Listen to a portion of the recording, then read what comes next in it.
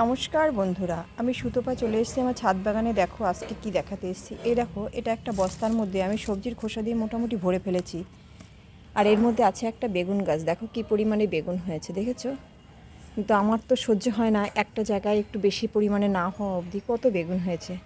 এবার এর উপরে দেবো কি, এর উপরে এই দেখো মাটি রেখেছি আমি।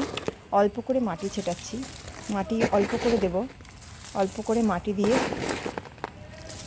তার মধ্যে দেখো এই ধনেগুলোকে বুনে দেবো আমি।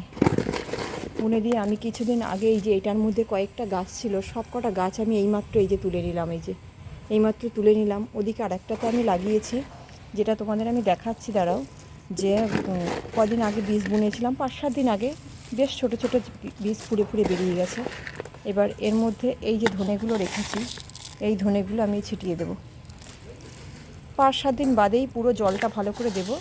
5-7 দিন বাদেই বীজ জ্বালিয়ে যাবে। আর বীজের যে শিকড় যখনই ছাড়বে তখনই সবজির খোসাগুলো আস্তে আস্তে রোদে পচবে। এইটা পুরো রোদ লাগে, পচবে এবং ধনেগুলো বেশ ভালো হবে, পরিমাণে হেলদি হবে, খাবার পাবে। তো ওরা শিকড় ছাড়ার সঙ্গে সঙ্গেই খাবার পাবে। আর ধনে, সবাই জানো ধনে পাতা সাংঘাতিক উপকারী একটা জিনিস, সাংঘাতিক উপকারী। এবার এর মধ্যে কি করব আমরা, এর মধ্যে হচ্ছে এই জলটা ঢেলে দেবো। এই যে জল রেখেছি, দেখো এই যে জল ঢেলে দেবো। আর এই মাটিটাকে আমি শুকাতে দেবো না, যেহেতু বীজগুলো আমি ভেজাইনি, তাই ও 5-7 দিন বাদেই দেখবো জ্বালিয়ে গেছে।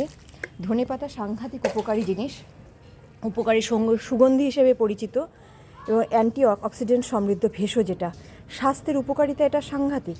রক্তে শর্করার পরিমাণে বৃদ্ধি করে।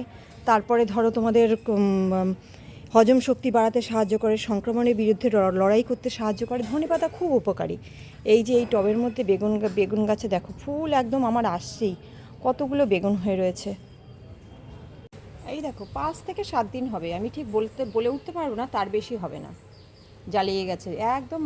ওরকম করেই দিয়েছিলাম, সবজি খোসার উপরে সামান্য মাটি দিয়ে ব্যাস জ্বালিয়ে গেছে।